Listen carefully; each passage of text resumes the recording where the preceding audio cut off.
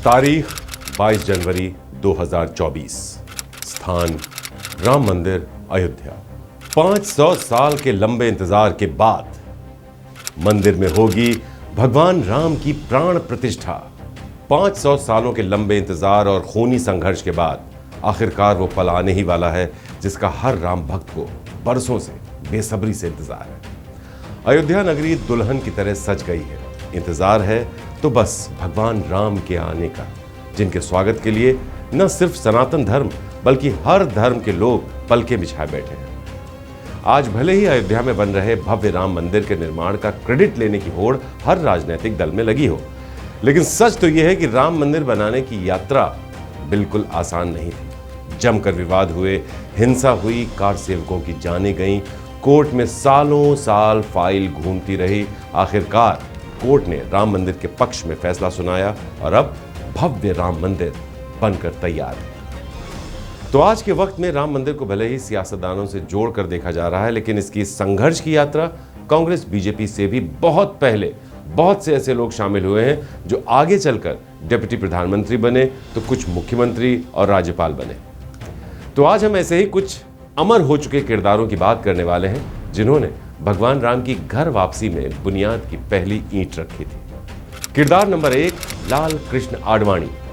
जब जब अयोध्या में बन रहे भव्य राम मंदिर का नाम लिया जाएगा तो देश के पूर्व उप प्रधानमंत्री लाल कृष्ण आडवाणी को जरूर याद किया जाएगा। आडवाणी की रथ यात्रा का राम मंदिर आंदोलन में सबसे बड़ा योगदान माना जाता है। इसी रथ यात्रा ने आंदोलन की जड़ों को मजबूती देना शुरू किया।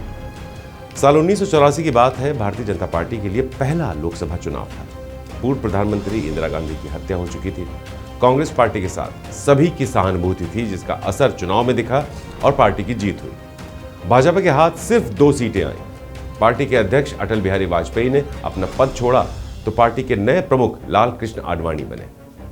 आडवाणी हिंदुत्व की नीतियों को लेकर ज्यादा मुखर थे। नई नीतियां बनाना शुरू हुई। आडवाणी के नेतृत्व में बीजेपी ने राम मंदिर निर्माण के लक्ष्य को अपने घोषणा पत्र में शामिल कर लिया। 25 दिसंबर 1990 एक वाहन को रथ की तरह बनाया गया और आडवाणी की रथ यात्रा शुरू हो गई। यात्रा शुरू होने से पहले आडवाणी ने कहा, सौगंध राम की खाते हैं, मंदिर वहीं बनाएंगे, और यात्रा शुरू हो गई। रास्ते में मंदिरों की घंटियां और थालियां बजाकर लोगों ने रथ यात्रा का स्वागत किया। गुजरात में यात्रा को सफलता दिलाने में नरेंद्र मोदी ने आडवाणी का साथ दिया। हालांकि बिहार पहुंचने पर उस वक्त सीएम रहे लालू प्रसाद यादव ने आडवाणी को समस्तीपुर जिले से गिरफ्तार करवा लिया था, लेकिन तब तक उनकी रथ यात्रा आंदोलन को एक दिशा दे चुकी थी। किरदार नंबर 2, मुरली मनोहर जोशी। आडवाणी के बाद मुरली मनोहर जोशी ही बीजेपी के वो नेता हैं जिन्होंने आंदोलन में बढ़ चढ़कर हिस्सा लिया। जोशी वाराणसी, प्रयागराज और कानपुर के सांसद रह चुके हैं। कार सेवकों ने जब अयोध्या में विवादित ढांचा गिराया तब बीजेपी के अध्यक्ष मुरली मनोहर जोशी ही थे। उन्होंने राम मंदिर आंदोलन से जुड़े हर पहलू को स्टडी किया, उसे समझते हुए आंदोलन की पूरी प्लानिंग की और उसे जमीन पर उतारा। दिसंबर 1992 में लखनऊ में एक बैठक हुई जिसमें जोशी ने लोगों से अगले ही दिन अयोध्या जाने को कहा, और ऐसा हुआ भी। आडवाणी और जोशी अयोध्या के लिए रवाना हो गए। मथुरा से अयोध्या जाते वक्त जोशी ने कहा था कि ऐसी कोई ताकत नहीं जो भगवान के मंदिर के निर्माण को रोक सके। 6 दिसंबर 1992 को घटना के समय वो विवादित परिसर के पास मौजूद थे। विवादित ढांचा गिरने पर उमा भारती उनसे गले मिली थी। किरदार नंबर 3, कल्याण सिंह। साल 1991-92 की बात है। राम मंदिर आंदोलन चरम पर था। राम भक्त अयोध्या की तरफ बढ़ रहे थे। तय ये हुआ कि अयोध्या की तरफ जाने वाले एक जत्थे का नेतृत्व यूपी के सीएम कल्याण सिंह को करना है, लेकिन डर था कहीं रास्ते में ही उन्हें गिरफ्तार न कर लिया जाए, क्योंकि अगर उन्हें गिरफ्तार किया जाता तो पूरा आंदोलन असफल होने की संभावना थी। इसलिए आखिरी वक्त में यह तय हुआ कि कल्याण सिंह यात्रा में शामिल नहीं होंगे। यात्रा हनुमानगढ़ी के पास पहुंची। उस वक्त कल्याण सिंह को यात्रा में जुड़ते देख पुलिस वालों के होश उड़ गए। कल्याण सिंह ने तब लोगों को संबोधित भी किया था। वो बोले थे कि जब तक राम मंदिर नहीं बन जाता हमें रुकना नहीं है, थकना नहीं है।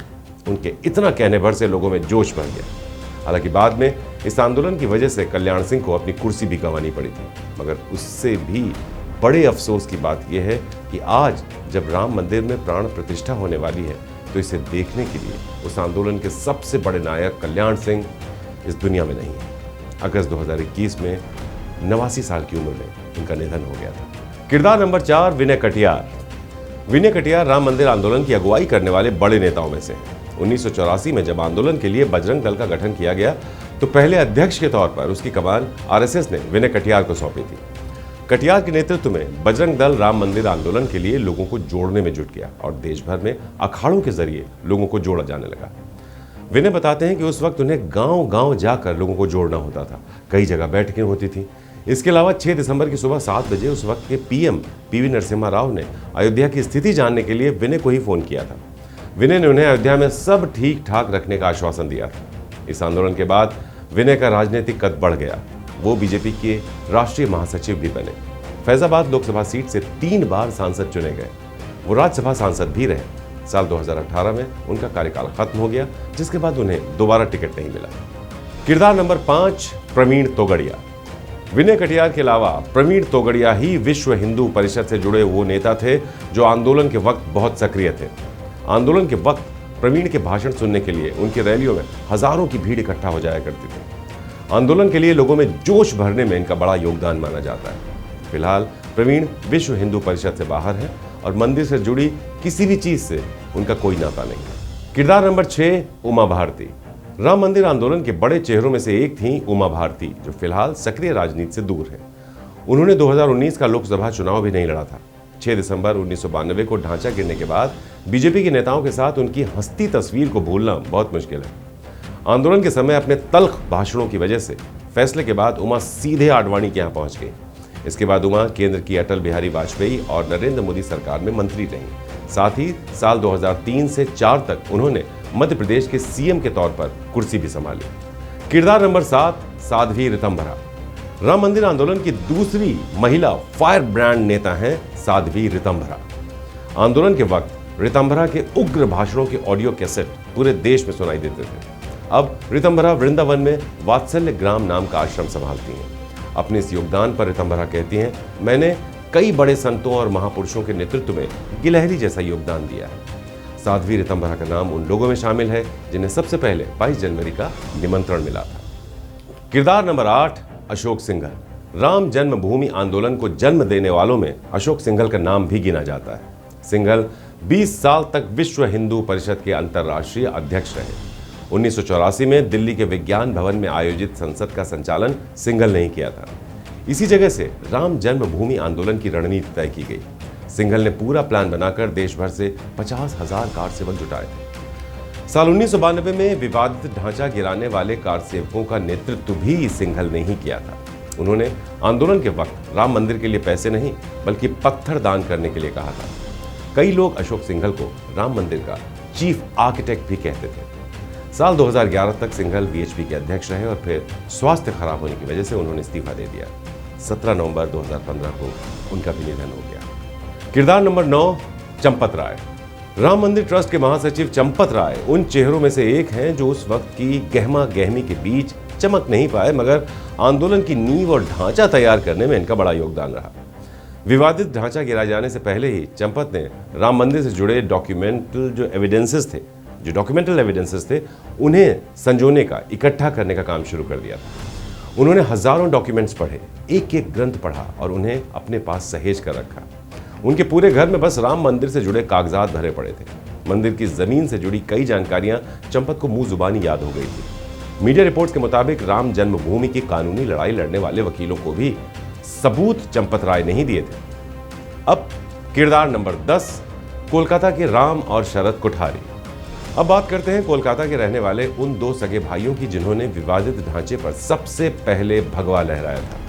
23 साल के राम कुमार कोठारी और 20 साल के शरद कुमार कोठारी साल 1980 में बजरंग दल से जुड़े। किताब अयोध्या के चश्मदीद में बताया गया कि 10 साल बाद दोनों 200 किलोमीटर पैदल चलकर कार सेवा के लिए अयोध्या आए। दोनों ने 30 अक्टूबर 1990 को कार सेवकों के पहले बैच के सदस्यों के रूप में हिस्सा लिया। गुंबद पर चढ़ने वाले पहले शख्स शरद कोठारी ही थे।